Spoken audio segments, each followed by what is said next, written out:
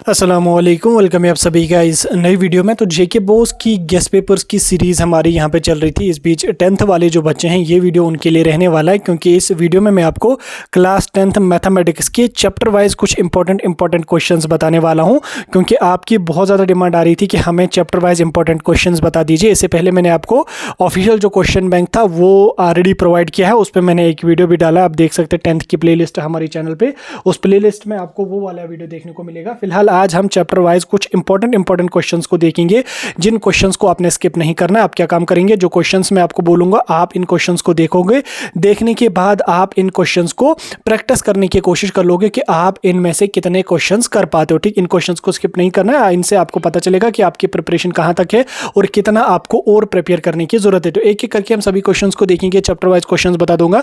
Video बहुत important रहेगा, video को पूरा एंड तक देख लेना। चैनल को भी सब्सक्राइब कर देना, व्हाट्सएप और टेलीग्राम ग्रुप दोनों ज्वाइन कर देना, लिंक दोनों की आपको डिस्क्रिप्शन में मिल जाएगी। तो चलिए वीडियो को शुरू कर लेते, देख लेते हैं यहाँ पे इंपॉर्टेंट क्वेश्चंस के बारे में। तो सबसे पहले यूनिट 1 आपका है, चैप्टर 1 जो है चैप्टर वाइज में बता रहा हूँ, यूनिट वाइज नहीं बता रहा हूँ मैं।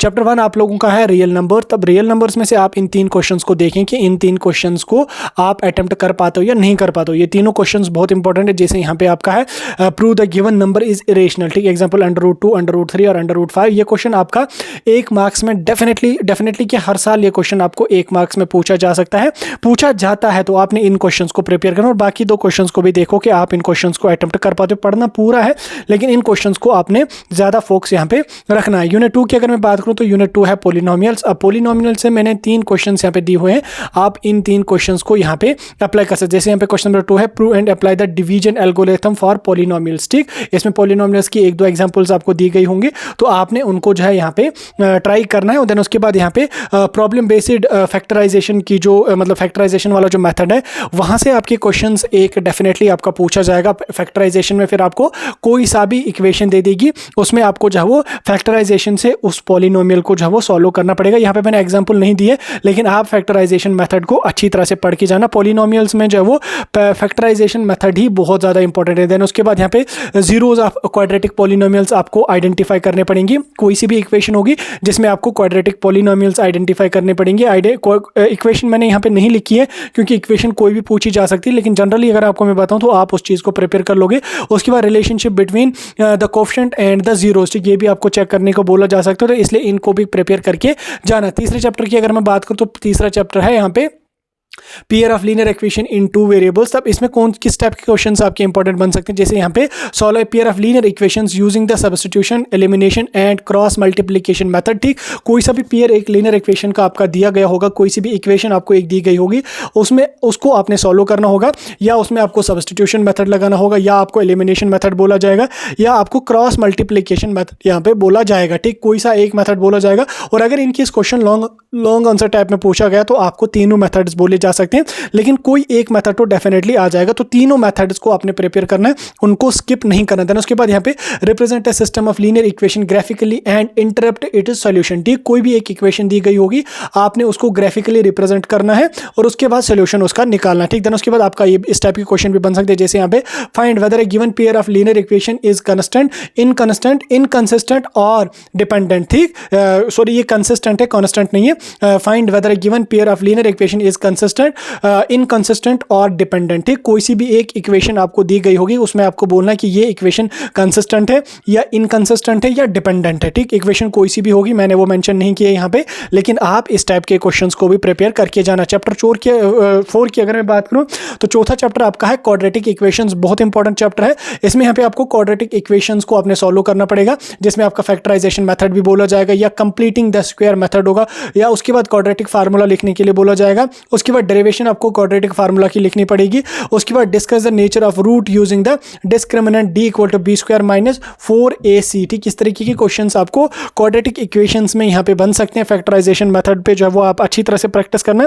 इस मेथड में कुछ भी आपको छोड़ना नहीं है। ठीक, इक्वेशन कोई सी भी होगी, लेकिन क्वेश्चंस यही आपके रिपीटेड रहेंगे। देन उसके बाद अर्थमेटिक प्रोग्रेस की अगर मैं बात करूँ एपी की, एपी उतना ज्यादा इंपॉर्टेंट नहीं है, लेकिन तो भी आपका इसमें जैसे क्वेश्चन नंबर 2 है, find the sum of first n term of an AP. ठीक, ये आपका 2 मार्क्स में डेफिनेटली पूछा जाता है। तो आप एन टर्म कैसे आइडेंटिफाई करते हैं, उसको आप लोग जब वो प्रिपेयर करके जाना। ठीक, उसके बाद सारो the word problem based on AP application, ये क्वेश्चन वैसे पूछा नहीं जाएगा, इसमें यूजुअली इस टाइप का ही क्वेश्चन बनता है। Find the sum of the first n term of an AP, ठीक इस टाइप के क्वेश्चंस बनते हैं। तो इन क्वेश्चंस को प्रिपेयर करके अगर आप एपी में से कुछ भी नहीं पढ़ोगे तो इस टाइप की यानी कि ये निकालने के लिए sum of the first n terms में को जो है वो ये निकालने का आपको पता होना चाहिए, ठीक। बाकी कुछ अगर छोड़ भी लोगे तो चल जाएगा, लेकिन ये नहीं छोड़ना देना। उसके बाद ट्रायंगल्स की अगर मैं बात करूँ तो ट्रायंगल्स में आपको state and prove the Pythagoras theorem, ठीक। पाइथागोरस आपने बहुत अच्छी तरह से पढ़नी है।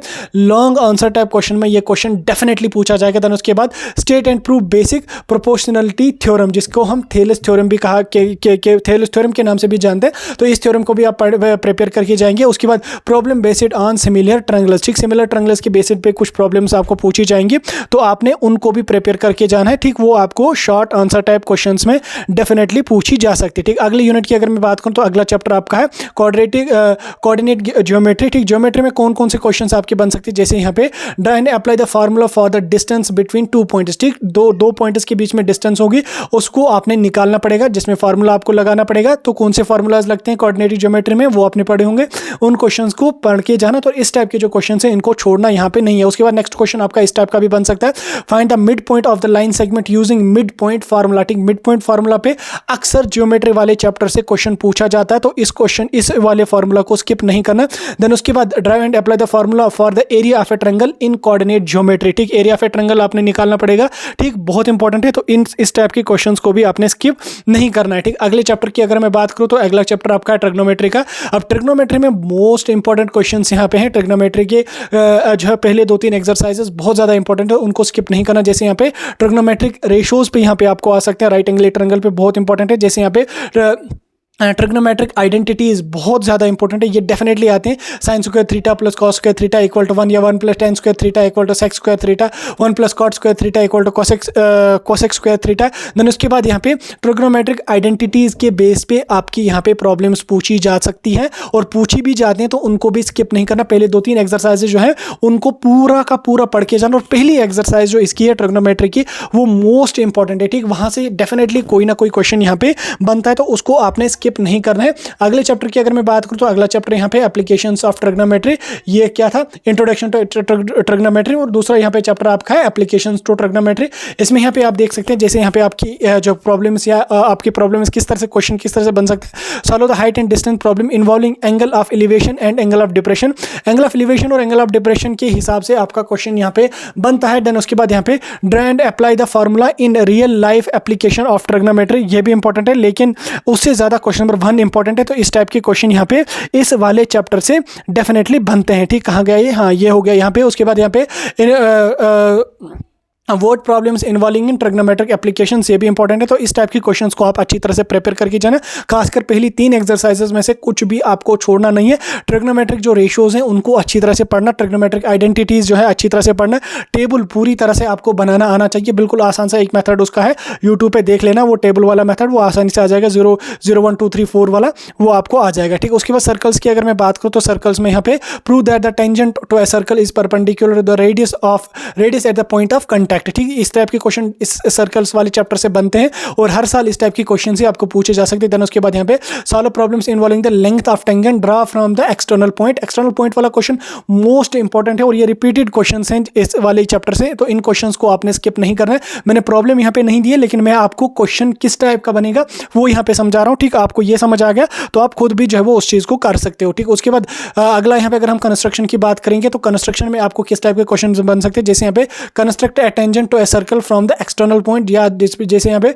Divide the given line segment in 2 equal ratios, construct a triangle in similar to the given triangle. इस तरह की यहाँ पे क्वेश्चंस आपको कंस्ट्रक्शन वाले चैप्टर से बन सकते हैं। अगले चैप्टर की अगर मैं बात करूं तो अगला चैप्टर यहाँ पे आपका एरिया रिलेटेड टू सर्कल्स है, ठीक। इसमें यहाँ पे आपको सर्कमफ्रेंस जो है फाइंड करना पड़ेगा। उसके बाद यहाँ पे प्रॉब्लम्स आपकी बन सकती है किस बेस पे, sector and segment of a circle, ठीक। सेक्टर एंड सेगमेंट के बेस पे आपका बन सकता है। Area of combination of circle आपको आइडेंटिफाई करना पड़ेगा, या प्लान फिगर्स में इसको आइडेंटिफाई करना पड़ेगा। तो इस तरीके के यहाँ पे एरिया रिलेटेड क्वेश्चंस आपको सर्कल्स वाले चैप्टर से बन सकते हैं। देन उसके बाद सरफेस एरिया एंड वॉल्यूम की अगर मैं बात करूँ तो इसमें आपको सरफेस एरिया एंड वॉल्यूम किसका निकालना पड़ेगा, जैसे सिलेंडर का है, कोन का है, सफेयर का है। तो इन तीनों का आप प्रिपेयर करके जाना, और इन तीनों के जो फॉर्मूलाज लगते हैं वो भी आप लोग अच्छी तरह से पढ़ के जाना। देन उसके बाद यहाँ पे इस तरीके का क्वेश्चन भी बन सकता है, solve problems based on the conversion of solids. ठीक, example sphere is melted to form the smaller sphere. Then उसके बाद यहाँ पे जैसे यहाँ पे solve real life problems involving in surface area and volume, तो इस टाइप के क्वेश्चन, लेकिन मोस्ट इंपॉर्टेंट यहाँ पे इस टाइप के ही क्वेश्चन बनते हैं।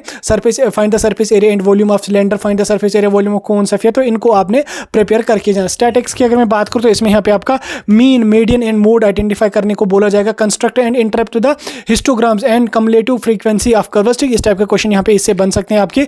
देन प्रोबेबिलिटी की अगर मैं बात करूँ तो प्रोबेबिलिटी में यहाँ पे आपको जो वो प्रोबेबिलिटी ऑफ सिंपल इवेंट्स जो यहाँ पे मोस्ट रिपीटेड होते हैं। उसके बाद यहाँ पे different between experimental and theoretical probability, ये भी इंपॉर्टेंट है। तो इसमें वो आपके कार्ड बेस्ड जो प्रॉब्लम्स हैं वो मोस्ट इंपॉर्टेंट है, वो इसमें जो है वो आपकी पूछी जाती हैं। तो इस टाइप के क्वेश्चन आपको प्रोबेबिलिटी से यहाँ पे बन सकते हैं। तो इसी के साथ साथ हमारा मैथ्स का इंपॉर्टेंट क्वेश्चंस की सीरीज यहाँ पे खत्म होगी।